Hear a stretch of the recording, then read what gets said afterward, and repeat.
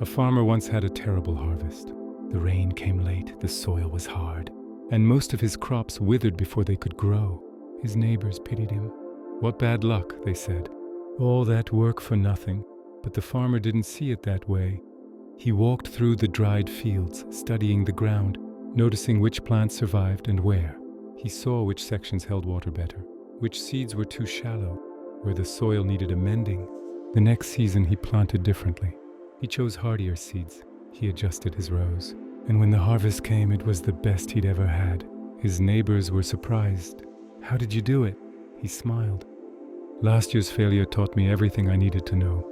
We treat failure like an ending, like proof that we're not good enough, that we made a mistake we can't undo, that the path forward is closed.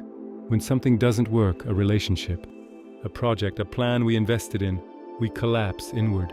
We feel shame. We replay what went wrong. We convince ourselves that failure defines us, that it's evidence of some fundamental inadequacy, and in that story we get stuck. But failure is not an ending, it's information. It's the clearest teacher you'll ever have, because failure shows you, without softness or politeness, exactly where your approach didn't work. It reveals the gaps in your understanding, the weaknesses in your strategy, the assumptions you didn't question. And if you're willing to look at it without defensiveness, without needing to protect your ego, failure becomes the seed of everything you do next. The Zen tradition speaks of this directly. When you fall, you don't stay on the ground mourning the fall. You use the ground to push yourself back up. The very thing that brought you down becomes the foundation for rising. This isn't metaphor. It's how growth actually works. You don't learn from success. Success just confirms what you already knew.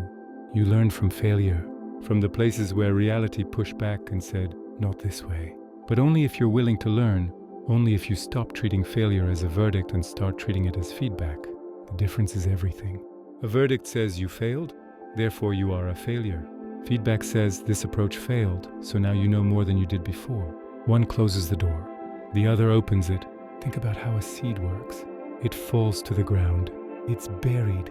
From the outside, it looks like the end, darkness, pressure, isolation. But that burial is exactly what allows the seed to crack open and begin growing. If it stayed on the surface, untouched and comfortable, it would never become anything. The failure of its original form is what makes the new form possible. Your failures work the same way. When something falls apart, when your plan doesn't work, when you lose what you were holding on to, you're not just losing. You're also being given the chance to start fresh, with more information, more clarity, more honesty about what actually works. The question is whether you'll use it. Most people don't. Most people let failure harden into bitterness or resignation. They stop trying. They tell themselves the story that they're not capable, that the world is against them. That effort doesn't matter. And in that story, the failure becomes permanent. Not because it had to be, but because they stopped learning from it. But some people see failure differently. They let it break them open. They ask, what did this teach me? Where was I wrong? What do I need to do differently? They don't waste energy defending their past approach or blaming circumstances. They just extract the lesson and move forward. And those people grow, not in spite of failure, but because of it. The Buddha taught that suffering contains the seeds of awakening. Pain is not the enemy. It's the signal that something needs attention, something needs to change. And failure is the same. It's the universe's way of saying, this path isn't it. Try again. Try differently. You're not done. You're just being redirected. So when you fail, pause. Don't collapse into shame. Don't rush to distract yourself or numb the discomfort. Sit with it. Let it sting. And then ask, what is this showing me? What assumption was I making that reality just corrected? What was I clinging to that I need to release? What do I know now that I didn't know before? Those answers are the seeds.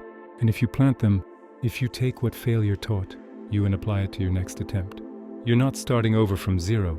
You're starting from a place of earned wisdom. You're building on ground that's been tested. And that's stronger than any success that came too easily. Failure doesn't mean you're finished. It means the first version didn't work. And now you get to try a second version, informed by everything the first one revealed. That's not tragedy. That's how mastery is built. One failure at a time. One lesson at a time. One seed planted in the soil of what didn't work, waiting to grow into what does. The farmer never forgot that hard year. But he also never regretted it, because without it he wouldn't have learned. And the harvest that followed was proof. Failure wasn't the end. It was the beginning. If this speaks to you, following helps me continue this work. But if not, that's fine. Thank you for being here. See you tomorrow. Have a calm and peaceful day.